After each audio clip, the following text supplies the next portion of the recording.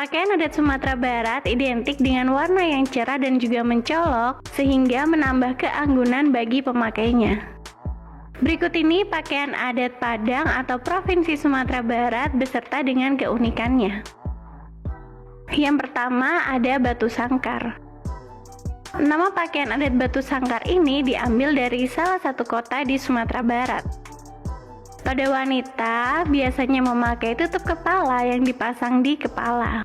Kemudian dipadankan dengan berpakaian karung dan juga songket. Baju yang dikenakannya pun berupa sulaman emas di bagian tangan dan juga lehernya. Sedangkan untuk para pria juga memakai celana panjang dan kain songket yang ditenun di sekeliling tubuhnya. Pakaian yang dikenakan di bagian tangan berbordir emas dan juga berkerah.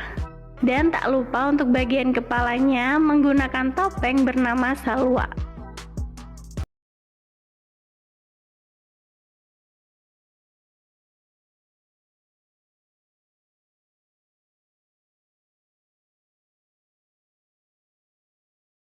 Dan tradisi unik orang Minang yang masih tetap eksis sampai sekarang.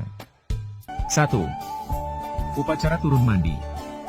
Upacara turun mandi adalah salah satu upacara tradisional masyarakat Minangkabau yang dilakukan sebagai bentuk rasa syukur atas lahirnya seorang anak ke dunia, sekaligus memperkenalkan sang bayi kepada masyarakat. Upacara turun mandi ini digelar di Sungai Batang Ayah dengan prosesi arak-arakan. Upacara ini sendiri hanya bisa dilaksanakan di Batang Ayah atau sungai. Syarat upacara turun mandi. Meski sebagai bentuk ungkapan rasa syukur dari keluarga atas kelahiran seorang bayi, namun prosesi ini sejalan dengan sunnah Nabi Muhammad SAW. Dalam melaksanakan tradisi ini, juga harus memenuhi beberapa syarat, dan biasanya berbeda di tiap-tiap daerah. Namun secara umum adalah sebagai berikut.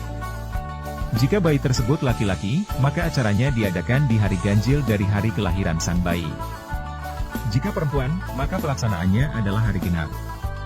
Prosesinya dilakukan di sungai, tradisi turun mandi bayi digendong oleh orang yang membantu persalinan, misalnya bidan desa atau perawat.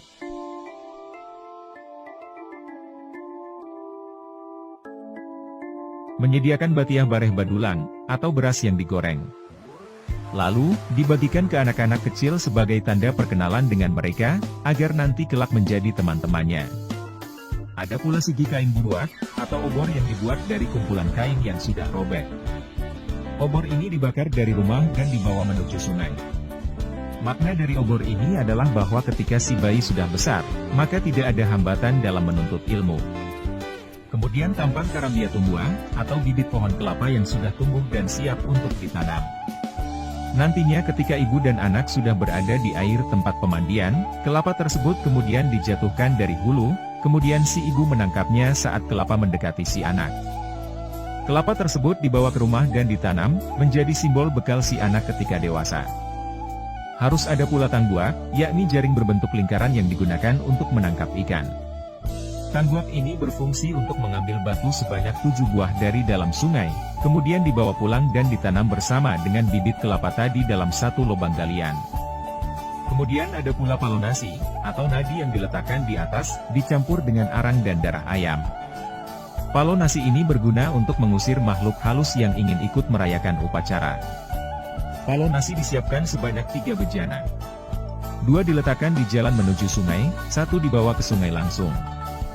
Itulah beberapa syarat melaksanakan tradisi turun mandi di Sumatera Barat secara umum.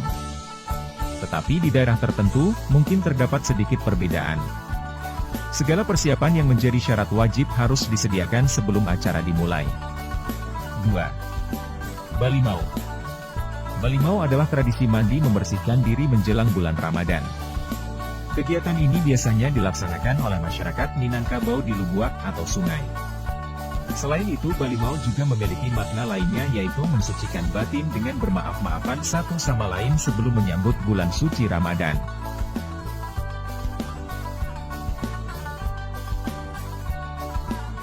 Tradisi mandi balimau yang dipercaya sejak dulu sampai sekarang masih banyak melakukan mandi balimau menggunakan jeruk di sungai dan tempat pemandian untuk tujuan membersihkan diri menjelang bulan suci Ramadan. Balimau adalah salah satu hal wajib yang untuk dilakukan sebelum menunaikan ibadah puasa Ramadan bagi sebagian masyarakat yang mempercayainya. Kepercayaan masyarakat dengan Balimau masih sangat banyak dan setiap menjelang bulan suci Ramadan banyak masyarakat mandi Balimau ke tempat-tempat wisata pemandian. Mandi Balimau menjadi tujuan sekaligus pergi jalan-jalan sebagai penutupan untuk pergi main karena sebulan penuh beribadah di bulan suci Ramadan yang penuh keberkahan.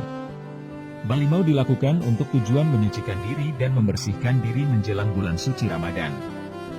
Balimau dilakukan dengan mengguyurkan air jeruk dan bunga-bunga yang sudah diracik ke seluruh tubuh, dari kepala sampai jari kaki, seperti mandi wajib. Tradisi mandi Balimau tidaklah menentang hukum agama Islam jika dilakukan.